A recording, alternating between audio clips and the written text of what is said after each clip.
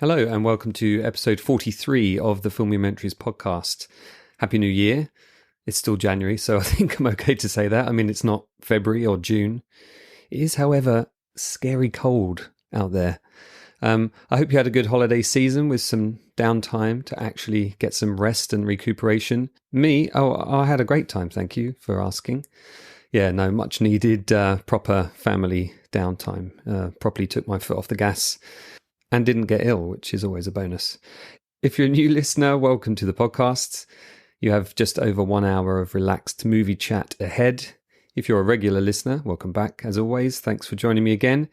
And if you're a patron on patreon.com/Jamie Benning, a huge thank you to you for your support. I couldn't do it without you, of course. Really do appreciate it. Actually, earlier today, I got some stats for 2021 from my podcast provider, Buzzsprout. Not a great name, but, they've been good, actually. Good provider. Very easy to use. I'd recommend them, actually, and I'm not being paid to say that. So for the 28 episodes released in 2021, that encompasses some 2,209 minutes of me waffling and mostly other people waffling. A good conversation, hopefully, about movies, and a total of nearly 25,000 downloads. Now, that's not huge compared to, some of the big podcasts out there. But what I do know is that you're a loyal bunch and you keep coming back and you're an amazingly supportive community of good people. I really feel that, like on Twitter and on the feedback I get on Patreon and through all the other means as well, Facebook as well. And of course, Instagram. So it really does mean a lot that I've got this good bunch of people that I can talk to and interact with me and suggest guests and, are honest with me as well. So yeah, thanks once again for a great year, 2021 last year, and looking forward to some good stuff coming in this year, 2022. Oh, actually, another thing that interested me with these stats is that by far the most downloads in terms of a city is Los Angeles, California. So if you're one of those people and you work in the film industry, get in touch. Let me know who you are and, maybe come on the podcast and have a chat about what you do. I hope you enjoyed the last podcast, number 42 in December 2021, in which my friend, producer, presenter, collector of props, Dan Lanigan, interviewed me. Thanks of those to you that got in touch to say you did enjoy it. It's a bit of a weird one for me. I wasn't sure about being interviewed. The suggestion to do it for my own podcast seemed a bit odd, but I've had some good feedback from people that I know. Even my mum said, "Oh, me and your dad listened to that, and I found out some things about you, my boy." So I've had a few friends say similar things, that they didn't know this, they didn't know that. And, I think it was good for me, really, listening back to sort of realise my little story in all its glory. Anyway, enough about me. It's about the guests now. So for this episode, number 43, I have director John Spira. I became aware of John's work in 2015, it would have been, with the release of Elstree 1976, his documentary that gave a broad look at the men and women who were tucked away, far, far away in the background of some of the shots in Star Wars. They were sometimes extras, often masked characters. Sometimes it's just the back of their head. And this film is a kind of microcosm of celebrity culture and how being on the periphery of something huge, like a huge cultural event like Star Wars is and was, can impact on one's life. I spoke to John back in November 2021 for a couple of hours. We had briefly met before once at a BFI screening of the original Star Wars trilogy. I ended up in the green room there, having been invited to the event by Toby Philpott, he of Jabba puppeteer fame, and John was in there as well. And we had a brief chat, and we've been intending to have a lengthier chat ever since. So what better way to do it than in my podcast? Since making Elstree 1976, John has gone on to most recently make Hollywood Bulldogs, The Rise and Falls of the Great British Stuntman, which is currently on Britbox here in the UK. He does give some details of where you can see it if you're in the US as well in the podcast. I'll also include those in the show notes as well for you. I really enjoyed listening to the stories of these stuntmen, this unconventional group of men who worked on some of the biggest movies in film history, and we don't often get to hear their side of the story. So here's my chat with director John Spira, and I'll be back at the end for a bit more jabbering on.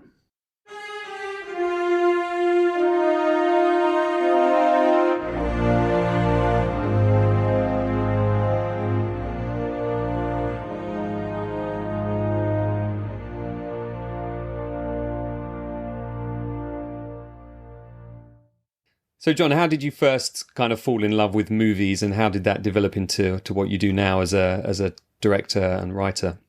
I fell in love with movies, I think, as I've got older, I've realized because it was my dad's plan for me. I think my dad was a real cineast. He used to run the Film Society at Leeds University, and film was a real passion for him. So I think he did it quite subtly, but I think he sowed the seeds when I was very young. So I don't remember a time when film wasn't the most important thing to me, and I think we probably share a similar story to all kind of guys our age, all kind of white middle class British guys our age, because Star Wars comes along. I mean, Star Wars came out 77, so I was one, so it was already so Same. established when I was a kid that you couldn't escape that juggernaut. And so yeah, I mean, Star Wars was definitely kind of an entry point to it. But Dad had me watching film. I mean, all the Spielbergs, all of the Disneys, and he actually kind of had me watching films which were probably a bit advanced for my age as I was kind of going along, just saying these are good films. He was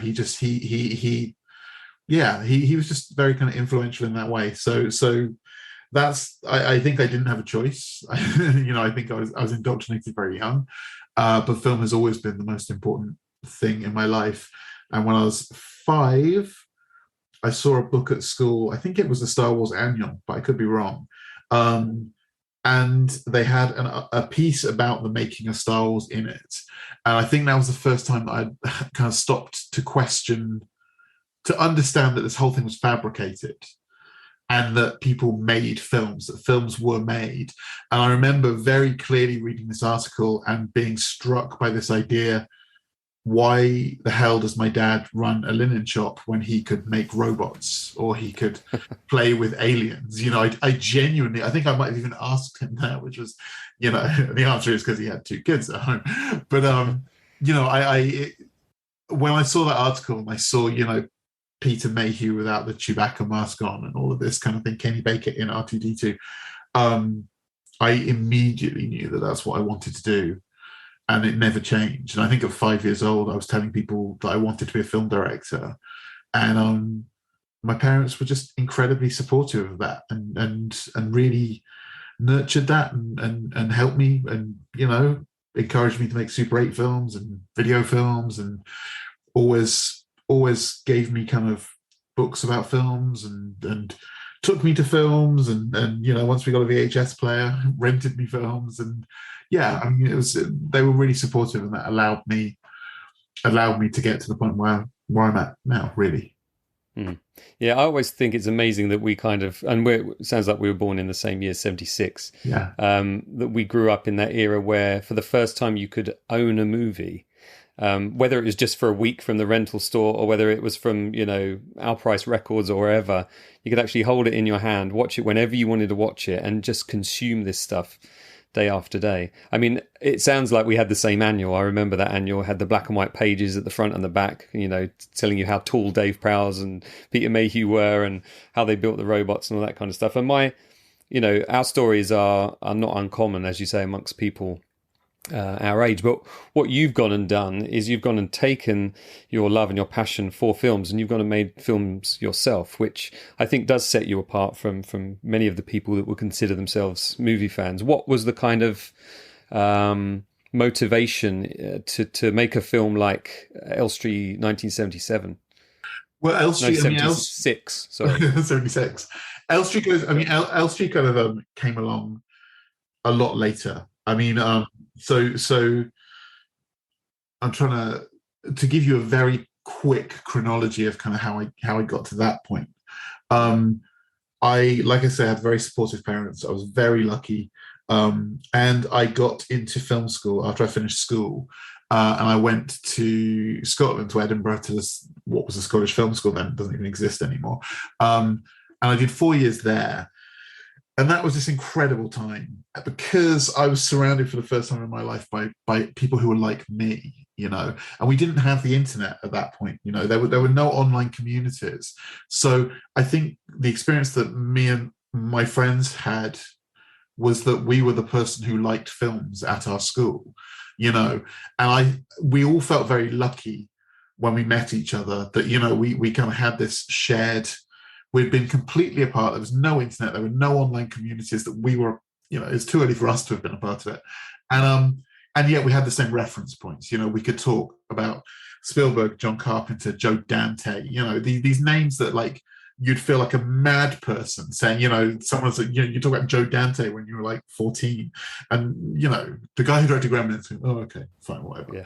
But like, we were obsessed with him. We knew everything he'd done. We'd seen Piranha, so we had all these shared things. So that was a really special time to have 4 years surrounded by people who were kind of very, very similar minded, and to have that space, which I think younger people today don't have, because our generation did have free education, we had free higher education, and we had grants, so we were given that time to play, which is really important. And these days I think film school is kind of, people talk quite badly about film school, and people feel it's not needed and you can educate yourself and it's all kind of a big con.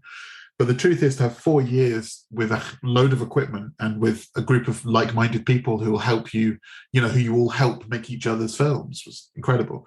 So I did film school, had very high ambitions coming out of film school, got a feature film deal for a drama film straight out of the first summer out of film school, and predictably that just kind of collapsed, as all of those things do.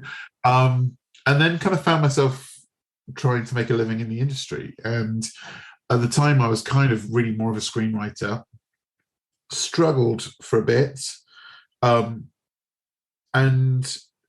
then got a job on a science fiction show in Canada called Lex, which was, I think it's still kind of, it's not still made, but it's still kind of about kind of weird softcore porn kind of sci-fi show, really clever. Like the writers, that we came in on the 4th series, me and my friend, and the writers were geniuses. They were really clever, satirical people, but the guy who ran it was a bit of a tyrant, and he was obsessed with the idea of having a lot of sex in it, because I'm sure that's what kind of sold it and stuff. So you'd write a great script and then they would touch it up and it would bend, or you'd see it on TV and you'd just be like, I didn't make that joke. Like, that's homophobic. I don't do that. Right. Yeah. And so it was a kind of weird experience, but it was a really good experience because it was a fairly high budget show, and it was very intense. It was one of those things where it's 24 episodes and it starts screening before it's finished even being written, so it's catching up on you. So you really have to work hard. Coming out of that, we couldn't get any work, and we kept selling ideas. The BBC bought ideas, and ITV bought some ideas from us, but nothing was getting made, and we weren't making any money. And I realized that I hated the industry. It wasn't what I expected it to be, and it was so meeting based. It was all just about having meetings with people, and even if you had an idea, or even if they kind of bought it, before they bought it, you'd have to do a lot of work on it for free, and you'd have to change kind of what they wanted. And I kind of realized, actually, filmmaking is so important to me that I don't want to do it for a living. I would rather do it in my spare time and for it to be special than to kind of make a living. So I opened my own video shop with my dad. And it went really well. We had 2 video shops in Oxford, 2 indie DVD rental shops, which we expanded. So one of them was really big, and we sold like comics and graphic novels and toys, and and we rented DVDs, and we had gigs in there and stuff, and it was really cool and really special, and I was really happy. And on the side, I made music videos. I did the odd kind of corporate thing, and did kind of short films with my friends, and just had kind of fun doing that. And I'd never wanted to get into documentary. I'd never even thought about documentary. And then one day it was announced that the big venue in Oxford, I was a big part of the music scene because I filmed all the gigs, and I filmed music videos, and loads of most of the people who worked in the shops were like out of work musicians, so it was like we were like a support feature for the music scene, because the music scene in Oxford is crazy, it's huge. And they announced that they were going to close down the biggest venue and turn it into a corporate. It was going to reopen as a Carling Academy. It's now an O2 Academy. And there was such kind of outrage. It was so shocking because I'd also grown up around that music scene, you know. And they said that for the final night, they were going to close it down. They were going to reunite, I think, 8 of Oxford's most popular bands. And like Oxford has spawned huge bands. We had Radiohead, Supergrass, Ride, Foals, Swerve Driver, Young Knives. Huge bands have come out.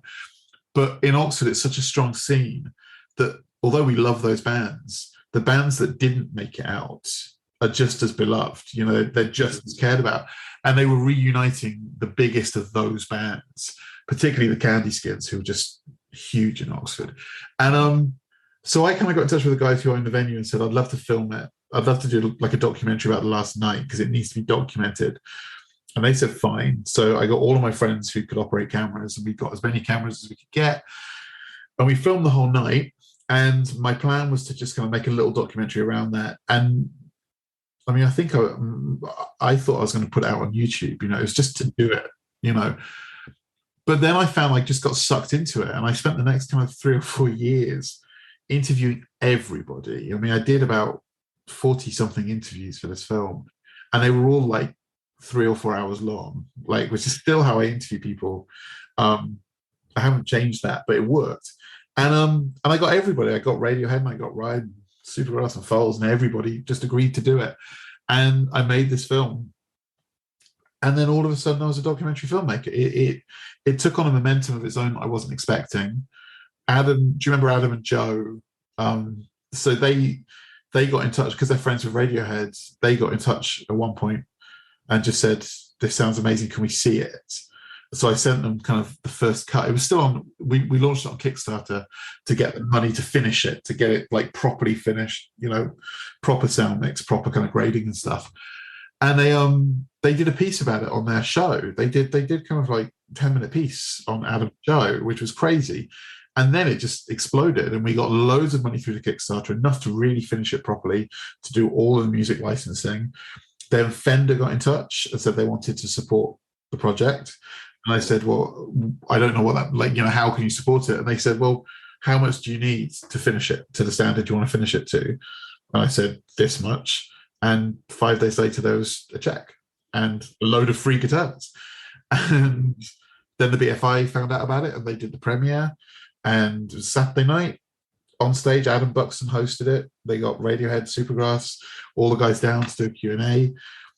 And all of a sudden, I was a documentary filmmaker. It, like, literally, it was not something I'd ever intended to do. I fell in love with doing it while I was making that film. But all of a sudden, people were just saying, well, what's your next film? You know, like, what are you doing next? And it's kind of like, and very quickly, we actually made an aborted film. We filmed an aborted film, which we still want to edit at some point in between Anyone Can Play Guitar and Elstree. But as that film collapsed, as we realized we weren't going to get all of the interviewees that we needed for it, we got half of the interviewees and then we didn't get the other half, so we couldn't have told the whole story. We had a great crew and we were having so much fun filming that my producer, Hank, just said, okay, let's just make another film. What ideas have you got? And I had met John Chapman, who is in the first Star Wars film. He had come to one of my screenwriting. I used to teach at a non-profit film workshop, and he had come to one of my screenwriting classes. And one day he had literally just said to me, "Do you like Star Wars?" I was like, "Yeah." And he was like, "I was in it." And I was like, "No, you weren't." And he took me out to his car, opened the boot, boxes and boxes of 8x10s, and he told me that he did all the conventions and people paid him for his autograph. And and there was a photo of clearly him in the screen. There was an amazing photo of him in the middle of the shot, like the camera is focused on him in the X-Wing briefing scene, and everyone's behind him, like Mark Hamill, Harrison Ford, Chewbacca, Princess Leia. They're all in the background, and the photo is of him. And I was just like, I do not remember this shot. Like, I've seen this film a lot. I don't remember the shot. And that night I went home, and the actual shot that's in the film is the reverse angle. So what you see is the back of his head because he's at the very front of the room. And I saw him the next week, and I was like, "Are you I just saw the back of your head. And he goes, yeah, that was me. And it was kind of like, okay. And we kind of got friends because it was a long course and we all used to go out to the pub after. It was an evening class. And we would always go out to the pub, like everybody. So, over kind of 20 weeks, I got to know him. And by the end of it, I kind of said, can I come to a convention with you? I'd just love to kind of see what that's like. And it was this really kind of crazy weekend where I watched him go through this roller coaster of emotions where, half the people would just stare at him and just go, what? Like, why would anyone want your autograph? And then the other half would be like, oh my God, you were in Star Wars. I can't believe it. I want to sign, I want a signed picture. I want to talk to you kind of thing. And I was watching that and I was seeing his kind of, I was seeing this incredible kind of like emotional variance that was just swinging backwards and forwards. And I just thought there's something here. And I looked around and, it was weird because those conventions, I feel like they're not as, I feel like they've kind of toned them down a little bit now. Like the London one feels smaller than it used to feel. But they used to be, they would have hundreds of guests, which meant that there would be like an alley of Star Wars guests. And because a lot of them were such small roles, a lot of the time they'd just be sat reading newspapers, or looking, they were dozing. And I was looking around there and I was just going, well, this is a story. I mean, like there's a community, and because I'd made Anyone Can Take That about a community, I think I understood. And the same, the film that we didn't finish was also about community, which is what I just do now. I think I just understood that this was a community and I could access this and that there was definitely something interesting. And also, I think there was something to be said for, it was right at the time when Star Wars, they hadn't made the prequels, but I don't know if there was some huge licensing deal, but I just remember like there was Star Wars shirts in Sainsbury's and stuff, and Star Wars Lego was coming out, and they were aggressively marketing Star Wars at people our age, not at children. And I kind of felt like, and I don't absolve myself of this, but I felt like there was something, this didn't quite make it into the film, but I felt like there was something about kind of the infantilization of our generation that I wanted to look at. And I could see that these guys who were doing the signings, I felt like we were somehow holding them hostage. Like there was that we were doing something quite, I couldn't work out if it was positive or negative. And in the film, I decided it wasn't for me to decide, it's for the audience to decide, or for the guys themselves to decide. And I think by the end of the film, you get that kind of rainbow of experience that you can see that for some of these people it's quite harmful, and for some of them it's actually a really good lifeline. There was just so much there. It was so kind of rich with kind of humanity that I wanted to make the film.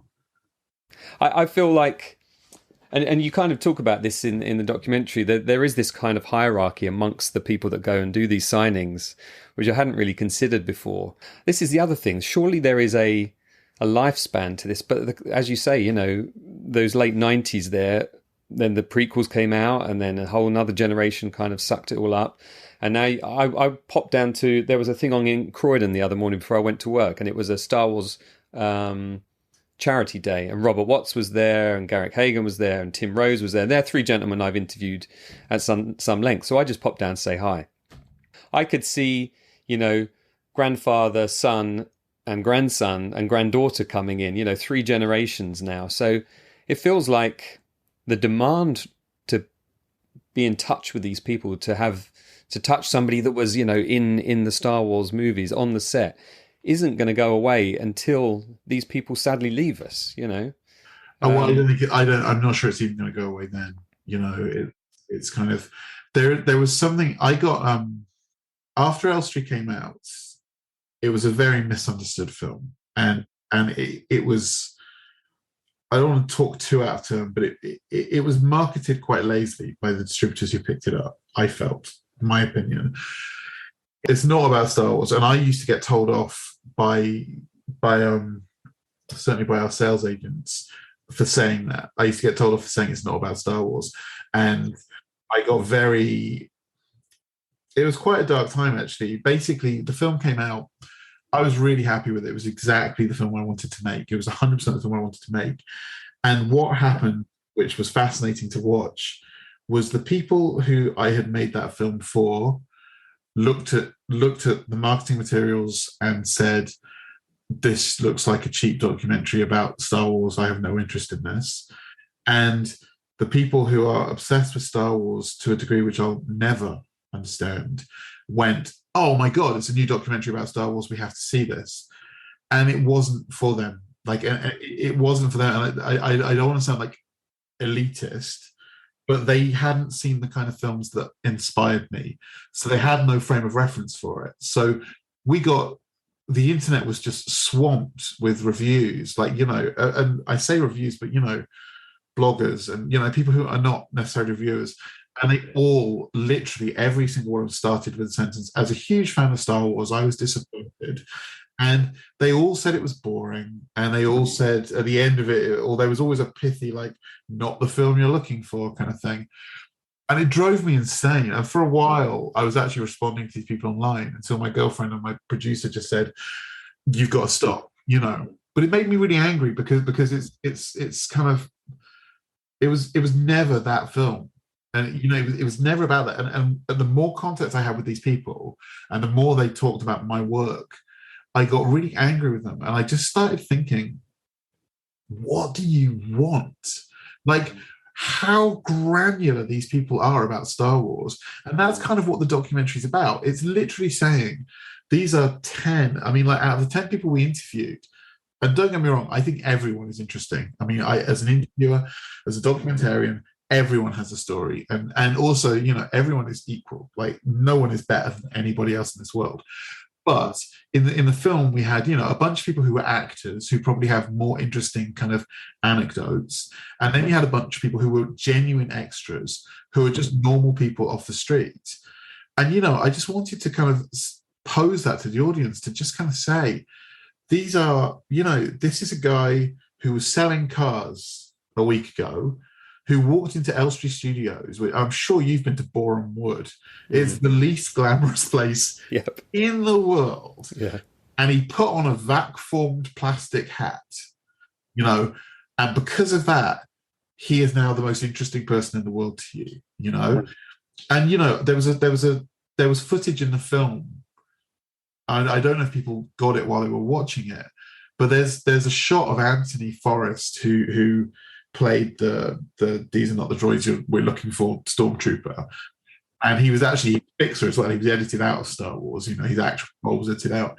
There's a shot of him busking on the underground, and we shot with him for a whole day because that's what he does. Well, he's in Germany now, but that's what he was doing at the time. He was busking on the underground, and it struck me so incredibly how every time a train would come in, there would be, a train full of people would walk past him and ignore him completely. And in every train, I swear to God, at least 3 guys in Star Wars t-shirts, And it interested me that when he's a busker singing a song that he's written himself, you don't even fucking look at him. You just walk past him. But if you knew that 40 years ago he had worn a plastic helmet in Tunisia, you would spend all day there and you'd give him 20 quid to sign a piece of paper.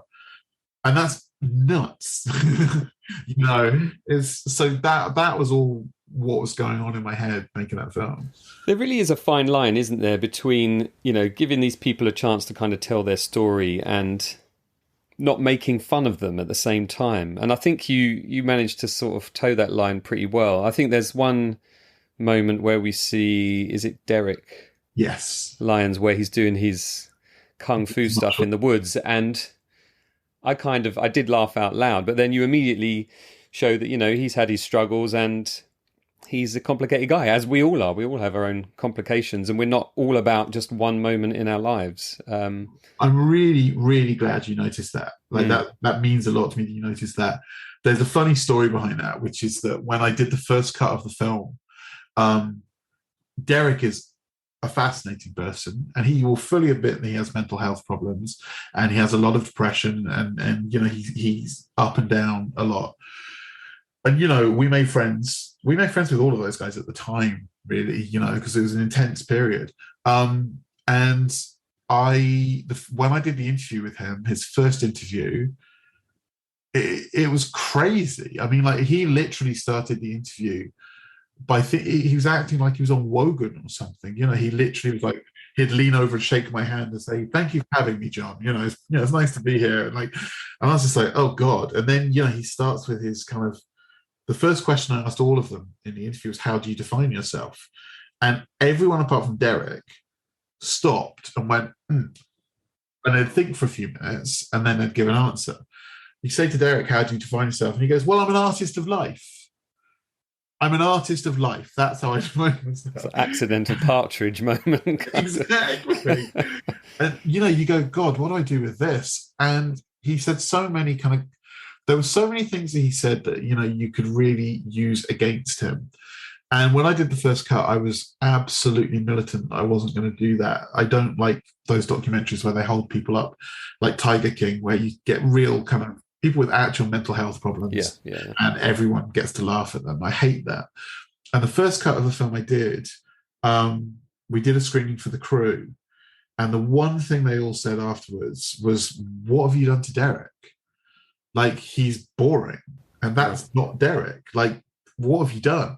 I said I didn't want to hold him up for, I didn't want to hold him up for people to mock him. And they were like, "Well, the thing is, like, he is eccentric, and there are ways of doing it, but like, that's not him. Like, you've completely sterilized him. Like, he just comes across as just a nobody because you've not put any of his character in there." So I talked to my editor about it, and what we decided is, when he talked about martial arts, it was quite, like, for someone to say, "I've invented my own system of martial arts," it's like crazy. Yeah. But what I knew was that Derek could actually do it. I knew that he actually was, he was a physical trainer, and that, he was able to do this stuff, because we'd see him doing, when we would hang out with him, we'd see him doing bits and pieces, and he was good. So, I said to Derek, "I want to film you doing this stuff." And we went out to the woods, and he kicked the shit out of some trees. And we were covered in splinters. And, it was very carefully, my editor actually, Cressida, she's a camera operator as well. So I took her, she was the one who operated on those shots. And we were very careful to show that it was definitely eccentric, that this is a guy kind of kicking trees. But firstly, to show that he actually had physical ability. And secondly, to kind of show it, to film it, to not make it look completely ridiculous, to film it with some respect, kind of physically, how we kind of placed it. And then what we already knew we were going to do, and we told Derek about this because we did a second interview with him that day. And I said to him, "Right now, you're coming off as kind of silly. And if you're honest about your mental health, we can do an interview where you're honest about that, I think people will really love you and understand you, and that'll be a cool thing." So as you said, the way we edited it is we showed those ridiculous shots and we gave the audience what they needed, which is that moment to have a laugh, like the license to have a chuckle. And as soon as it was over, as soon as that moment was over, we brought in the voiceover of him talking about his mental health, And that's not to wrong foot the audience. That's not to kind of go, "Ha ha, fuck you, you just laughed at this guy," but just to kind of show the spectrum of kind of what was going on, And it worked. And out of that, I think actually the audience built up a real kind of love for him, And he is one of the people that people talk to me most about when they're talking about the film, because he's a real discovery. He's a real character, and he's this crazy Forrest Gump character who was in the background of every film you've ever seen, and still looks young when you interviewed him. You're like, he couldn't have been in Star Wars. Yeah, absolutely. Seriously, yeah, because he on Star Wars he was I think he was only about 16 or 17. But yeah, that the whole point was to show his eccentricity, but to kind of allow him his dignity. Yeah. How much of your motivation in doing these films, and we'll move on to Hollywood Bulldogs. How much of you're doing these films do you feel the need to kind of preserve these stories and give these people a chance to talk? Because there's some wonderful stories in your latest film from these old guys that have kind of been through the system and out the other side, and some have benefited, some haven't. They've gone in as poor, they've come out as poor as they went in. But in doing my podcast, and doing all of the stuff I've done about movies, it's all stems from when my granddad passed away and all of his wonderful stories. He was a great storyteller. My granddad wasn't in the movies or anything. He was just my granddad, you know. He had these wonderful stories, these funny stories. And when he died, we all kind of went, shit, I can't remember who the name was of that guy or where that was or why that happened. And I suddenly had this feeling that I needed to kind of get this kind of stuff on tape. I interview my kids, you know, as they're growing up. How much of what you do is born out of that need to kind of want to preserve these stories for people? Yeah, a lot of it. And it's also actually to kind of like I was saying before, I'm fascinated by communities that people aren't really aware of. And, you know, I've had this thing when I was at film school, in my first year of film school, my flatmate, who was also my friend at the time, became famous. Okay. He became a rock star, and it happened really fast. Literally, like 6 months. Like he met some guys at a party. I was at the party. He met a couple of guys. They decided they were going to form a band. They did their first couple of shows. Like, I filmed and photographed their first couple of shows. Everyone thought they were great.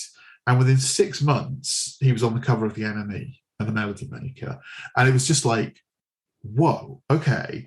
And within a year, when I lost touch with him, and I've seen him a couple of times over the years, but not particularly like who he had become, but what I noticed, like I because he was my friend, and because it blew my mind that he was famous, I used to keep a little scrapbook of, you know, whenever I saw interviews with him in magazines and stuff, I'd just cut them out and, you know, keep clippings.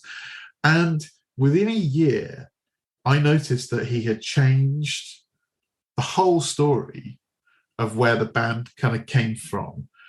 And because I'd been around at the beginning, there were all of these incidents and people who didn't become part of that band's kind of folklore, if that makes sense. And they were really interesting. And I remember just thinking, wow, I've got a really interesting perspective on this. Like, you know, he's famous and people are interested in it, but people don't know the truth, and people didn't see this perspective, you know. And knowing him like I did, having lived with him for a year, I remember also thinking, that's really interesting. He's constructed himself. Like, the person who is famous is not the person that I knew. I mean, there are elements of him, but it's not the person.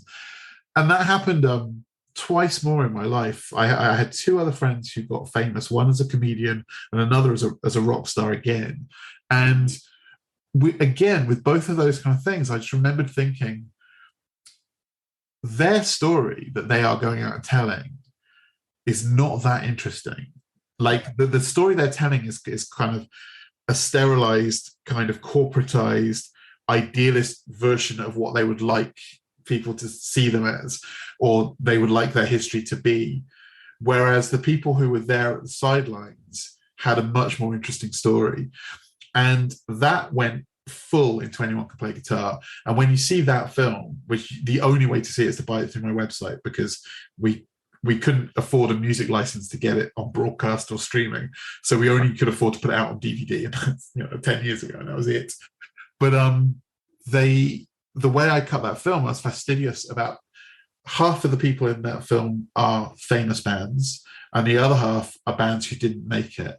And when you watch that film, you go in because you want to know about Radiohead, Foals, all of those bands, but you come out loving the bands who didn't make it, because those stories are always more interesting. And that's still kind of where I'm at. I'm still always looking. There are, in any kind of cultural, I mean, again, like Star Wars, you would have thought that every story had kind of been told, you know, and yet, you know, I was just like, well, what about those guys over there? Like, that's really interesting. Like, you know, I want their kind of point of view. So, yeah, the documentation is really important to me.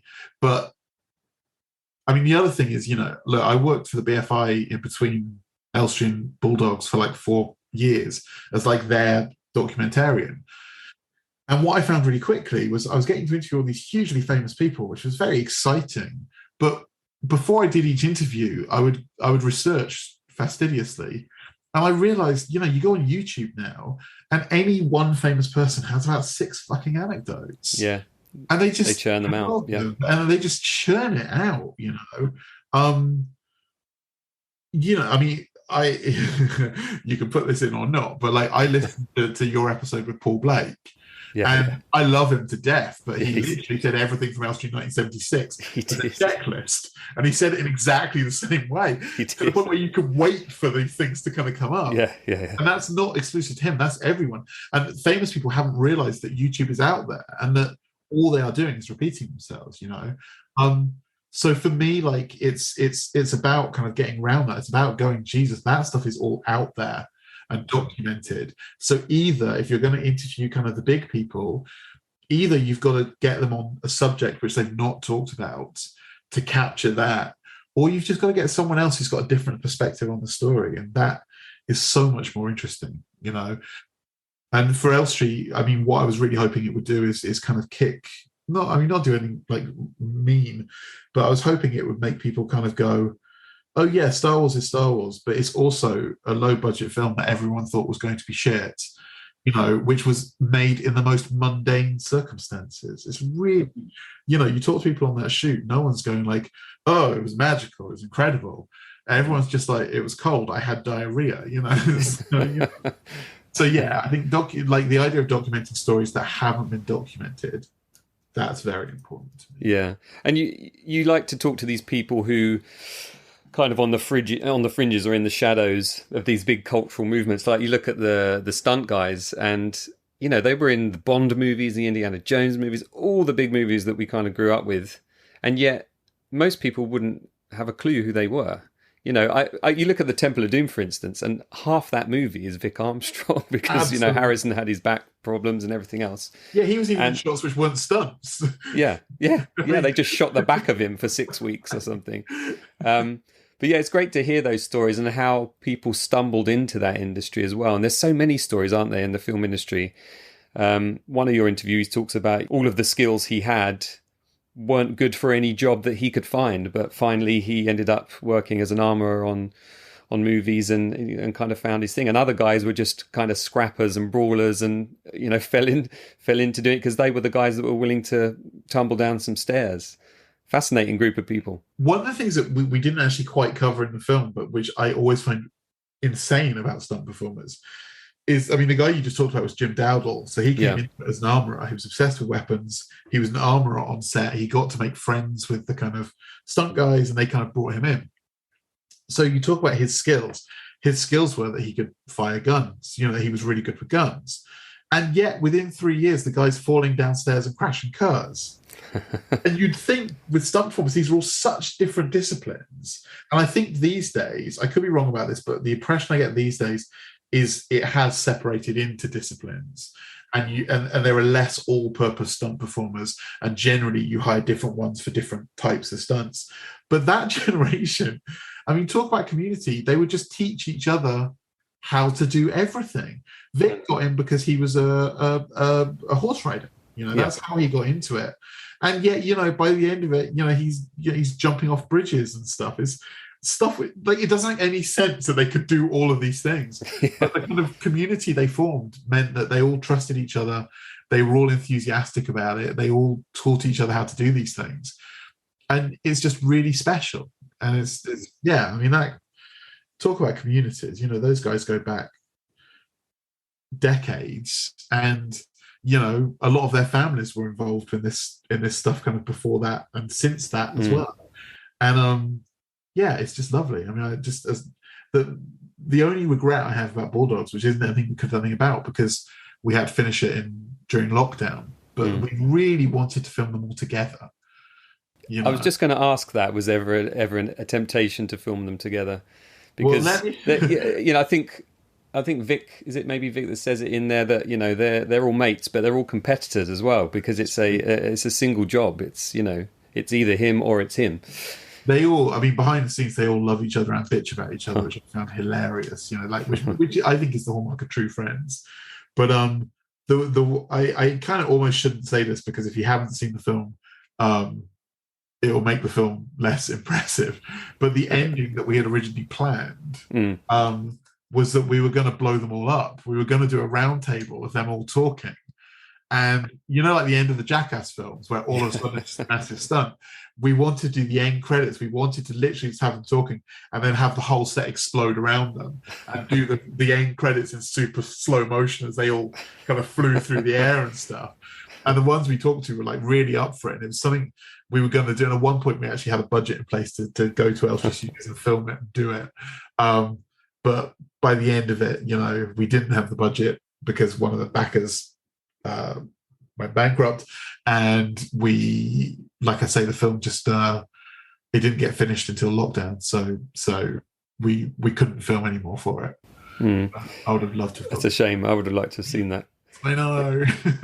I was thinking, like, I was aware of stuntmen's names growing up. I could Terry Leonard, Glenn Randall, Yakima Canutt, Terry Richard, all those guys were in those documentaries that were on a Saturday afternoon, Absolutely. Movie Magic and all those kinds of things. And, whenever a Bond film came out, it was like, here's the latest big stunt. And you'd see a documentary about how they did it. And, it added an element of thrill and excitement to seeing the movie, because you could say somebody actually did that, and I think so much of that has been lost now. I mean, I interviewed a guy called Ben Dimmock last year.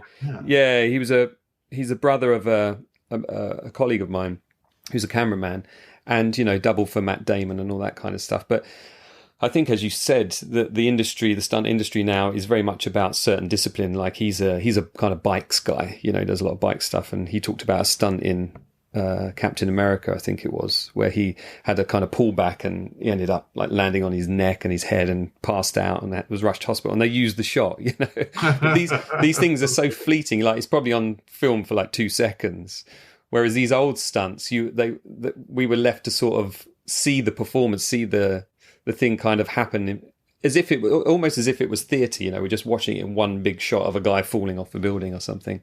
And some of the stuff that you revealed about how these guys would be willing to do these things, but also how one director in particular, and I won't mention him because I think it's good to watch it in the documentary, how one director was a bit of an arsehole towards stuntmen and would kind of put them in even riskier situations than they were in, which were already super risky. I mean, these guys really did put themselves out there, didn't they? Absolutely. And that guy, what was interesting was that his name just kept coming up in the interviews. Well, by the end I might have been prompting it a little bit, but certainly in the first few interviews people just naturally started mentioning him. And when I did a bit more research on it, I just went, no, I'm going to nail this guy to the wall. And I'll tell you, actually, the reason I did that was because I wasn't sure if this stuff was going to go in. Firstly, I wasn't sure about libel laws and things like that. But then I found an interview, which is in the film, where literally, I mean, it's hard to talk without naming him, but he was being basically kind of lambasted in an interview for having filmed a very long, a very graphic rape scene in one of his films, which, quite frankly, he was famous for doing because he did that in a lot of his films. And a woman who was part of the conversation basically said to him, "It's not realistic." And he said, "How do you know you haven't been raped?" And she said, "How do you know I haven't been raped?" And he said, "Well, have you?" He laughed. "Have you been raped?" And she said, "Well, actually, I have." And this was like filmed. This was an interview on a TV show. And when I saw that, I just thought, well, fuck this guy and fuck his legacy. Like, what a nasty piece of work. And if Vic Armstrong talks badly about someone, then the guy is like a monster. Vic is the sweetest kind of, like guy. And so, I just thought, you know what, that's fine. That they are all united on this. They've all mentioned him. So it's clear that that we should do this, and people have been very surprised about that in film. Very surprised that we literally name him and literally kind of say all this stuff. But I did the research, and there's plenty to back up the fact that this was not a nice person. So I think you did the right thing leaving it in there. I've heard many stories about him over the years of people I've talked to that are in the industry, and he's a name that comes up again and again and again. No, I think it's the right thing to do. Talking about the legal aspect of your movies, you used some pretty canny use of very short clips of Star Wars in Elstree. Sure. using a kind of boomerang backwards and forwards kind of, and with a slow creep in. And I thought it was really effective, actually, because it helps you hone in on exactly what you're looking at. But it also is a studious use of. Was that fair use, or was that actually licensed? It's all fair use. Yeah, I mean, it's all fair use. That was, we called it the Vibrapause. Alan Jones, the critic, named it the Vibrapause. I quite like that. And that was something which I was struggling to work out. I worked with a really great editor on that film, Cressida Kuczynski, and I was saying to her, like, I want to use the footage from Star Wars, but I how are we going to go? Our guys are in it for 3 frames. Yeah. How can we do this? And she was the one who developed that, and she worked so hard nailing exactly how far to rock something backwards and forwards, and exactly how slow you can push in. And I thought it was beautiful. Like there are certain shots which reframe things, and once the score went onto it, like Jamie Hyatt's score just made it just epic, where you get this frame from Star Wars which you are so familiar with because we know every shot of that film, and then all of a sudden it rocks and rocks, and then it just zooms into the background and refocuses your attention on someone else. And it just, when she nailed it, when she actually kind of worked out exactly how to do it, it blew my mind. And that's there's something quite mesmerizing about it, isn't there? Because it could be humorous, and I think there's a couple of places where you think, oh, this is going to be. I think it was when Luke and Biggs are there, and they're kind of but for the most part, I thought it was really, really interesting approach, and I'd not seen anybody do that. I'm someone obviously who's put things out there with no care for copyright, but then I never make money off my stuff. That's my huge downside, as my wife. Oh, you should. It's good. Thanks. Well, I'm starting to make a little bit off the podcast, which is good, and I hope it leads to better things. That was the whole kind of like the whole fair use issue is a really interesting one, and it's something I've got very good at because we now do that in all my films. I know exactly how to use footage to let it kind of qualify for fair use. That had started in Anyone Can Play Guitar, actually. I already had an understanding of it then. The truth is that it costs us a lot of money in lawyers to go over it, because people think that you can just claim fair use and then put a film out. But the truth is, if you want your film if you're going to sell your film, if you want it to be on TV, no one's going to buy it if it's not completely legally solid. So not only do you have to pay, there's really just one company in California who are experts at this. So not only do you have to work with them and come up with a complete list of every single thing that you use that you're claiming fair use on, and have them literally go through it piece by piece, explain why it's fair use, and sign it off. You also have to get insurance in place in case if someone actually does contest it and it goes to court, and you have to sign off. It's all on us.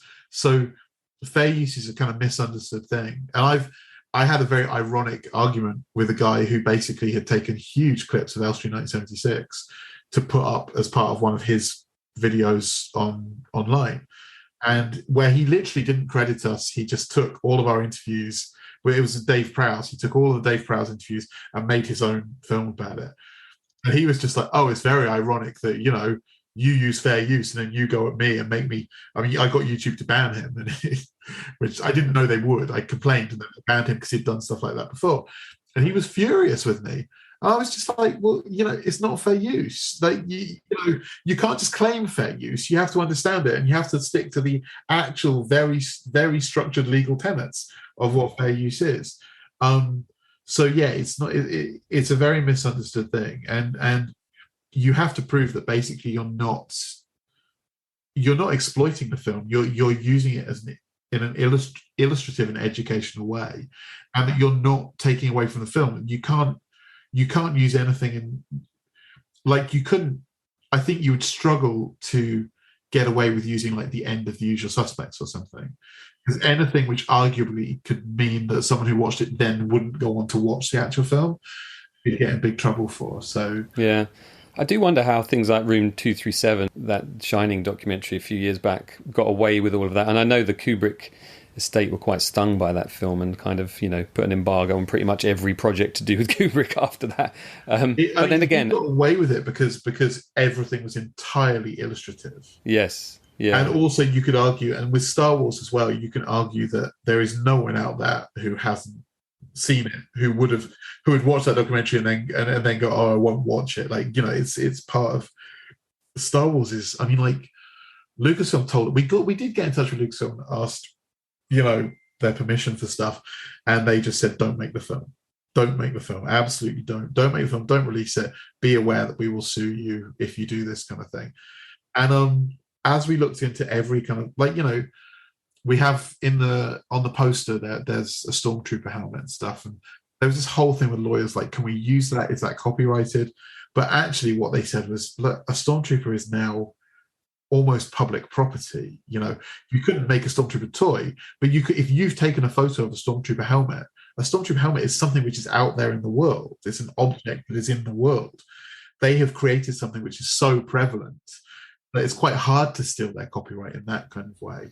Yeah, I think, in those initial days of the internet, Lucasfilm would go around and like say, oh, this photo's copyrighted, you have to take it down. But I think there was a switch some years later where they thought, none of this is really doing any damage to our franchise. And I think that's probably where some of my earlier stuff falls into, because ultimately I never make money off it. And secondly, not that Star Wars needs any help being pushed, but, my stuff's got around and a lot of people have seen it. And that's, it's brought a new perspective to it. And I'm not one that's critical or a disadvantage to the franchise, so. Well, you did a job for them. I mean, like, your work is hugely kind of celebratory of it, and it is one of the things where when you watch one of those incredible kind of filmumentaries that you do kind of go, now I've got to go back and watch the film, like this is incredible. And it's almost a shame. I mean, I think you did a wonderful thing making that basically public domain, like letting people just see that stuff for free. But my producer would probably have sat you down and given you a very stern talking to and said, let's make this legal and let's make some actual money out of it. Yeah. It's so much work. Yes, it was a lot of work, but it was a case of me trying to prove to myself that I could do something like that. I think, and use it as a sort of CV in a way. And, it did lead to me getting involved with Fox for a bit and Warner for a bit and Disney a little bit on the side. But so, we're not here to talk about me though, John. So, well, I know, but it has given, it has given you a platform, yes, and you are known within kind of communities, so it's what you've done is exactly what people should do. You have to go out and do stuff. You know. What I was interested about as well is your interview technique. Now, I read an interview with you in which you said you don't really do a huge amount of research on the people you interview, and you also like to do these very long interviews. What do those circumstances afford you then when you're interviewing somebody who we might not know anything about, but you manage to get these amazing stories out of? Well, I mean, so the first thing I should say is that comes from inexperience. Like, that was what I was doing on Anyone Can Play Guitar. Anyone Can Play Guitar. I'd never interviewed anyone before. I'd never made a documentary. And I found that I felt rude if I guided the interview too much. I felt like I was shutting down certain things they were saying, and I just kind of felt a bit rude with it.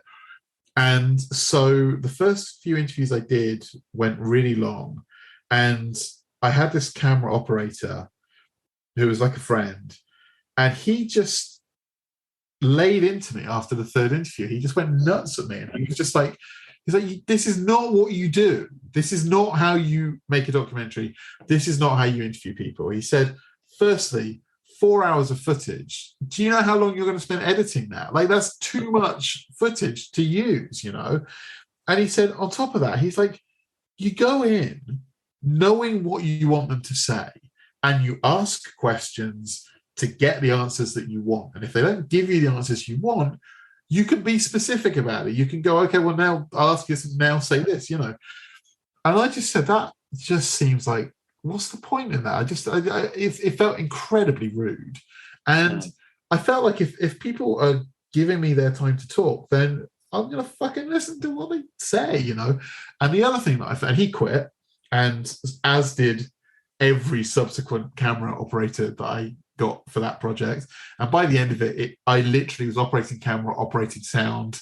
It was just me with everything and the interviewee, which was great because it became really intimate, and that was perfect.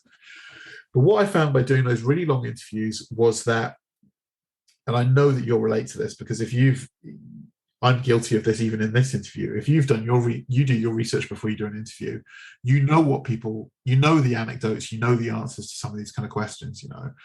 And what I found was really interesting is that if you interview someone and you let them tell you all of their anecdotes, all of the usual stuff, there comes this point. My producer identified this. He sits in on my interviews because he always loves this moment. But he said about an hour in, they suddenly break a sweat because they've told you all of their stories. And he's like, and John is just sat there smiling and nodding and encouraging them to carry on talking.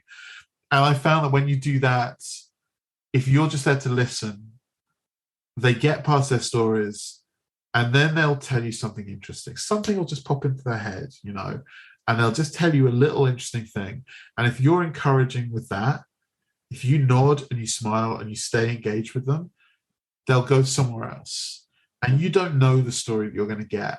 And one thing that I knew before I had ever made a documentary is I'd seen an incredible documentary, which is still one of my favorite films, called Capturing the Freedmans. Have you ever seen that? Oh, yes, I did see that. Yeah, amazing. Because it starts out as one thing and ends up as something entirely different, that film, doesn't it? I mean, that is, you know, I think that's one of the best documentaries ever made, because that literally throws the ball back at the audience and it says, we'll tell you all this stuff. It's up to you to decide who's telling the truth, because we don't know. All you have is people's word. They're all contradictory. Here's the information. Every time you get a new bit of information, you go, oh, they're monsters. And then something else, oh, they're not monsters at all. And there's an amazing moment in that film where you see a policewoman saying, I saw them outside the courthouse and they were laughing and jumping around. And it turned out they had a video camera, and it cuts to the actual footage of them outside the courthouse and the guy's having a nervous breakdown. So you just realize that kind of everything is kind of perspective. But one thing that I knew about that documentary was that the way it had got made is the filmmaker was making a short documentary about party clowns. And he was out in New York interviewing party clowns for rich and famous people. And he was interviewing this one clown. He was following him around for a day. And they just got talking, just not even on camera, just talking. And he found out that this guy was the older brother of this family. And basically, you know, he said, well, my father and my brother went to prison for molesting children. But they didn't do it. And all of a sudden, he starts by making a film about clowns. And then he ends up making one of the greatest documentaries of all time, because he was open to it, because he went with the story. So when I make a film these days, I'm aware of the community that I'm entering into.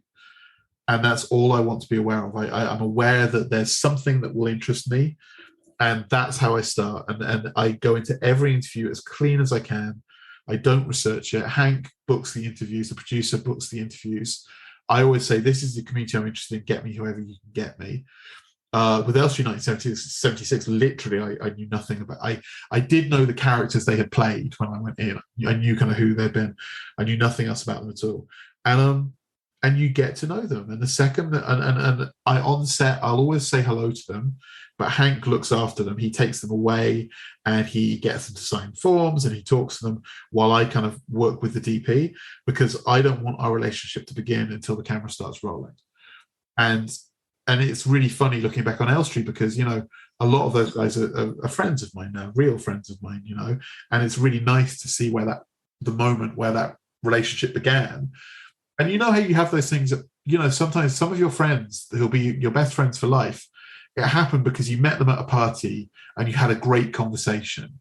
And coming out of that conversation was like a lifelong friendship. And that's kind of how I approach these interviews. I approach everyone on the level. And, you know, that served me very well for the BFI. So I was never starstruck meeting famous people, because no one is better than anybody else. And I would argue that a lot of those famous people are worse than everybody else, because their behavior could be really bad.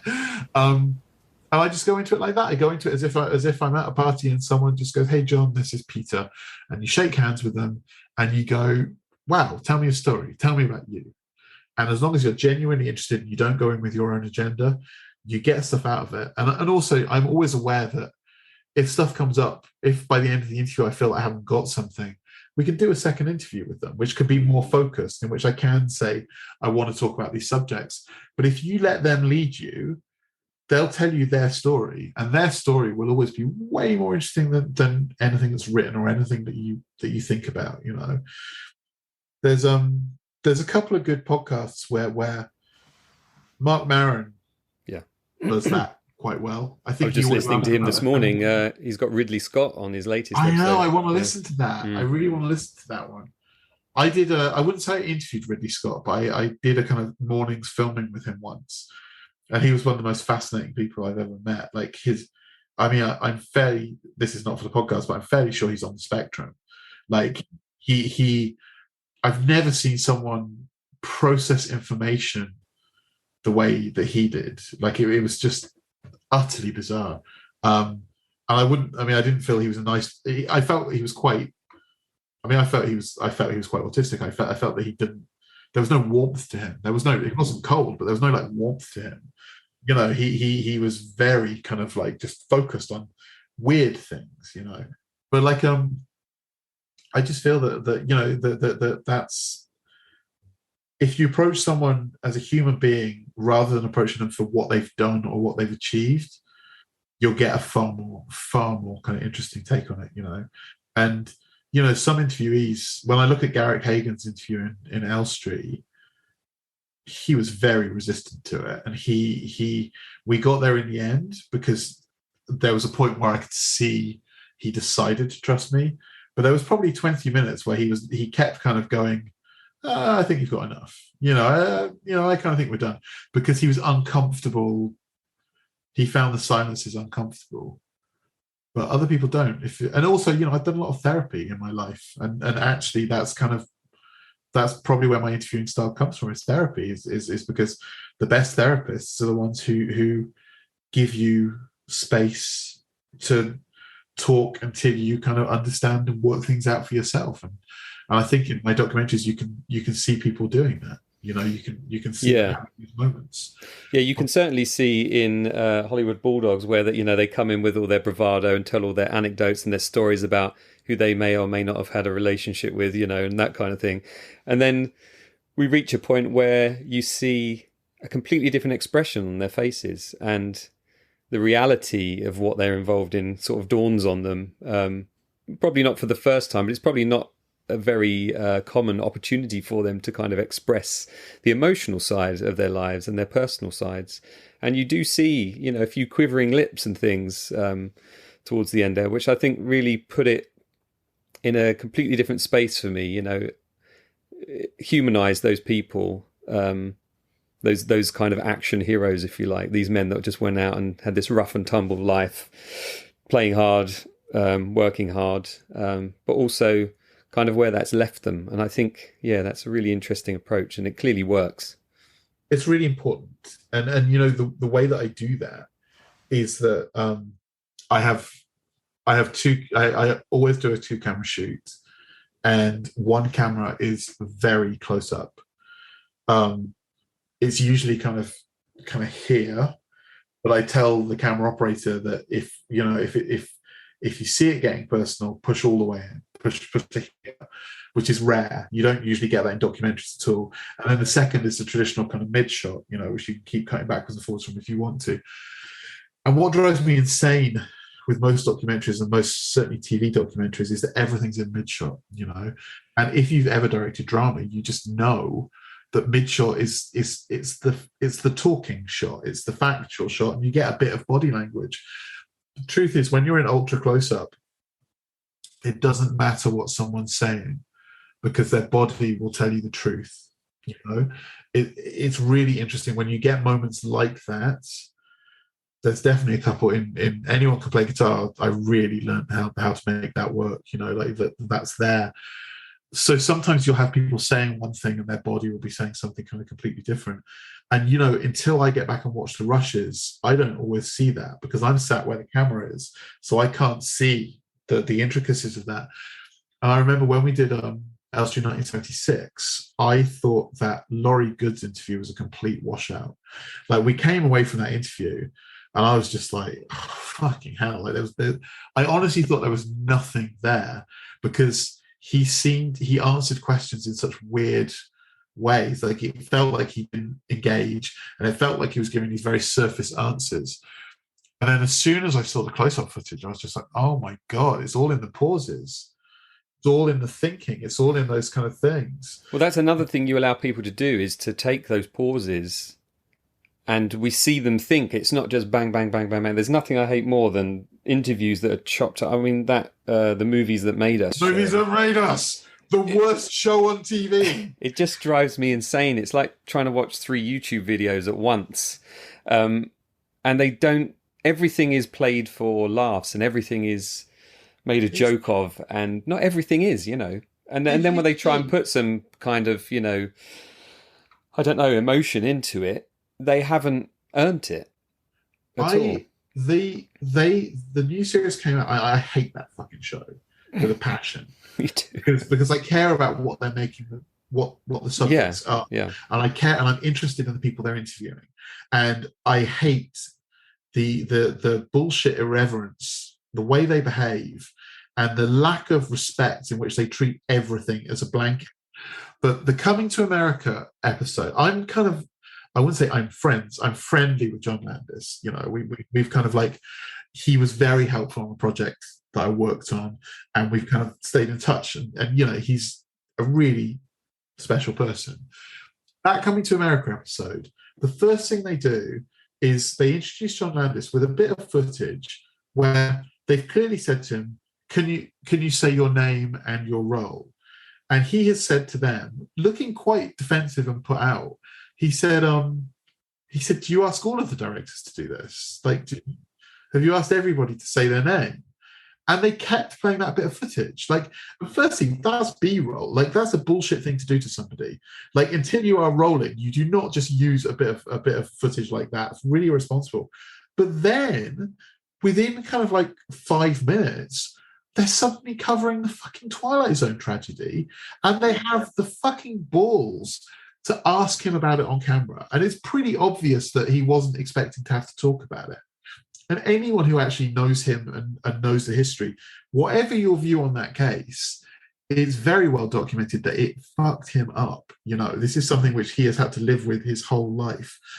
And like, to just, for a bullshit show like that, and they showed footage of him in court and stuff. It's as if they'd clearly, before the interview, they'd just gone in, right, we're going to make this guy look like a complete arsehole and a prick.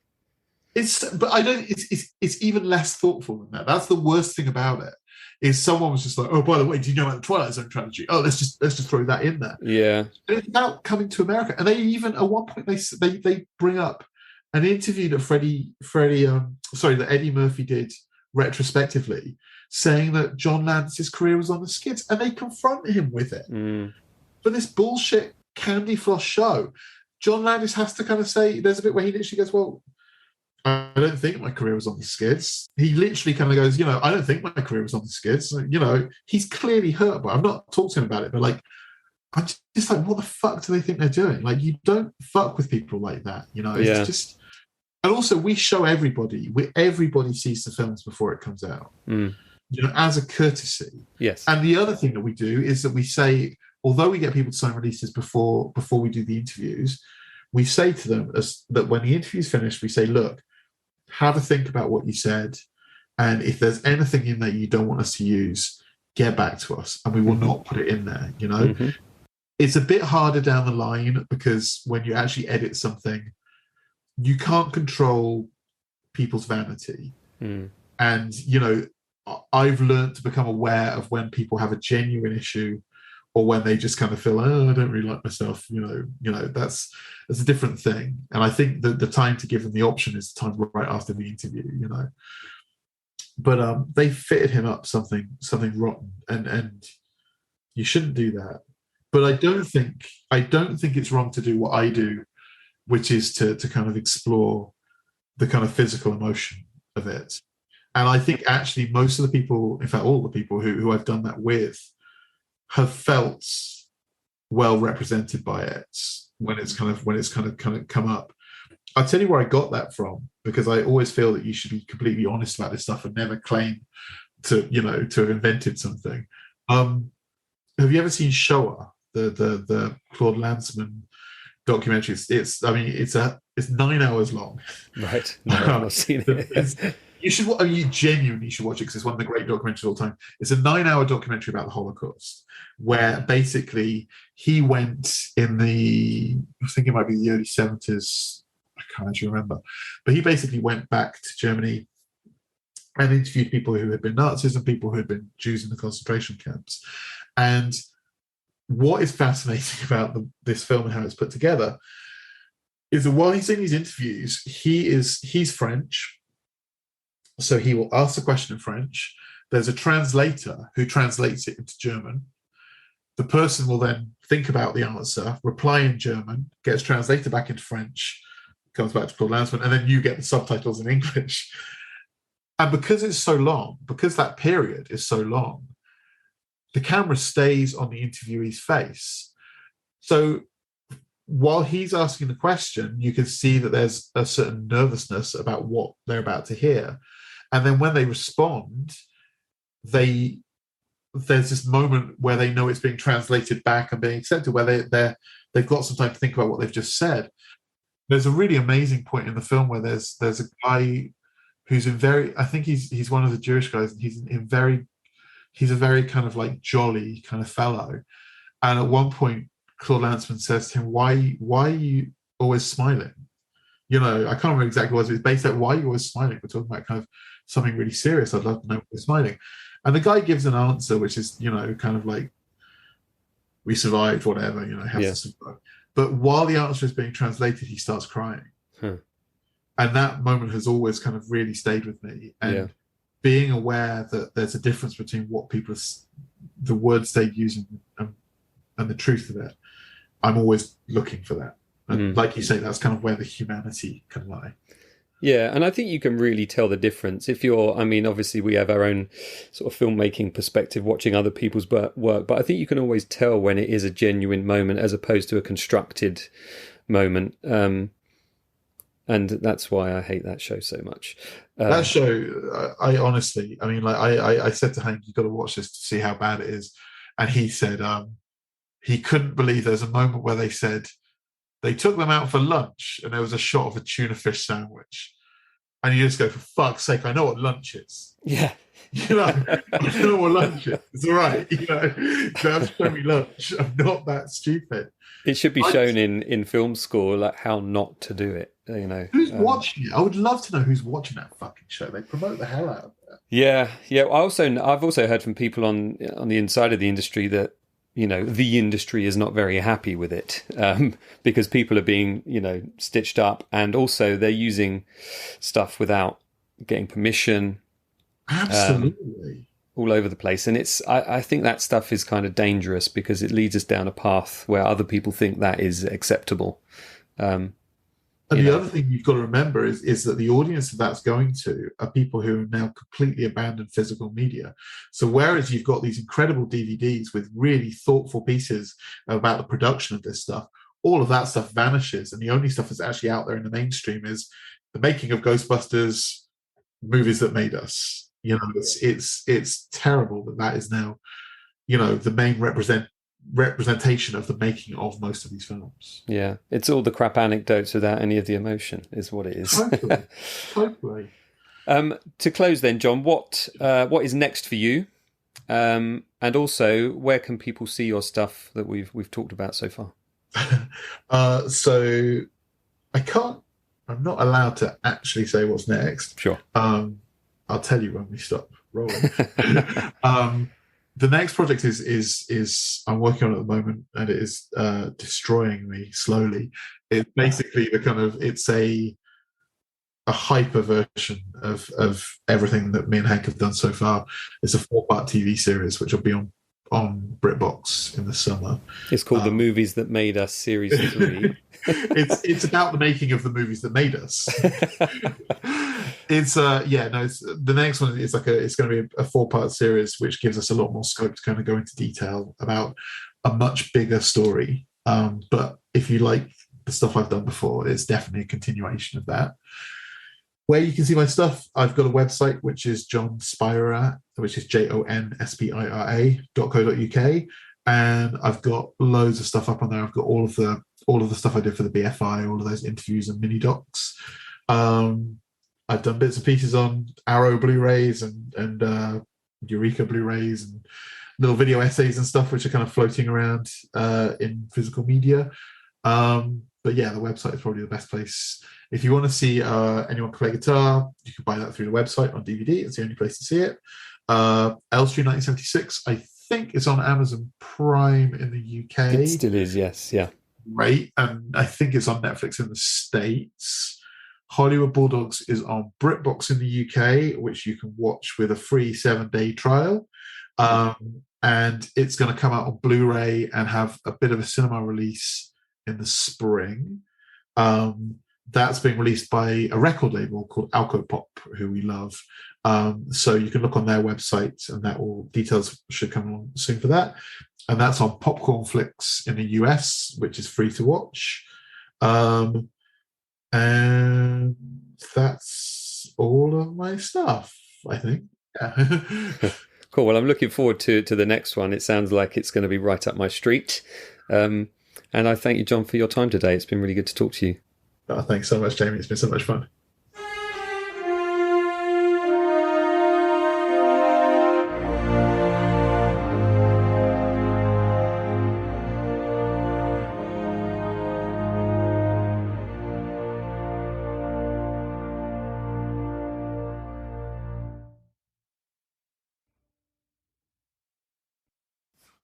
Well, I hope you enjoyed my chat there with John Spira. Do check out his work. As I said, I'll put the links in the show notes too.